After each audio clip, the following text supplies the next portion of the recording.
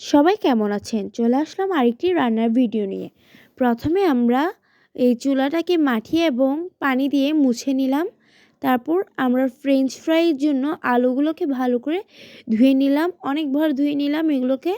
তারপর এগুলো সিদ্ধতে বসিয়ে দিলাম। সিদ্ধ হয়ে গেলে এগুলোকে আমরা নামিয়ে নিব পরে। এখন এগুলো সিদ্ধ হচ্ছে। আমরা বারবার ওই যে লাকড়িগুলো ঠেলে দিব যাতে এগুলো তাড়াতাড়ি সিদ্ধ হয়, এবং এগুলো আমরা এখন নামিয়ে নিচ্ছি। নামিয়ে নেওয়ার পর এগুলো এখন আমরা এখান থেকে পানিগুলো ছেঁকে নিব যাতে কোনো পানি না থাকে। পানি থাকলে এগুলো ক্রিস্পি হয় না, পানি না থাকলে এগুলো মজা হয় অনেক খেতে।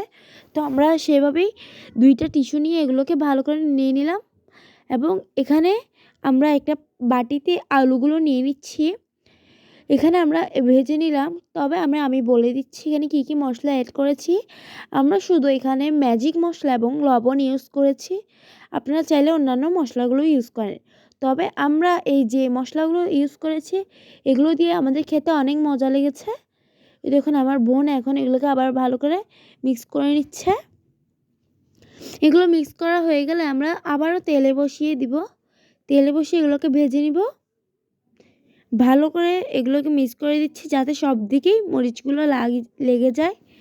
তো এখানে আমরা তেলের মধ্যে অল্প কয়েকটা ছেড়ে দিলাম এবং এগুলোকে নাড়িয়ে চাড়িয়ে ভালো করে একটু বাদামি বাদামি রং আসলে তুলে নিব। এভাবেই আমরা সবগুলোকেই ভেজে নিব, আর এগুলো একটু পরপর চামচ দিয়ে হালকা হালকা নেড়ে দিব। এগুলো সব হয়ে গেলে ভালো মতো হয়ে গেলে এই যে বাদামি বাদামি রং আসলে তখন আমরা একটা প্লেটে তুলে নিব।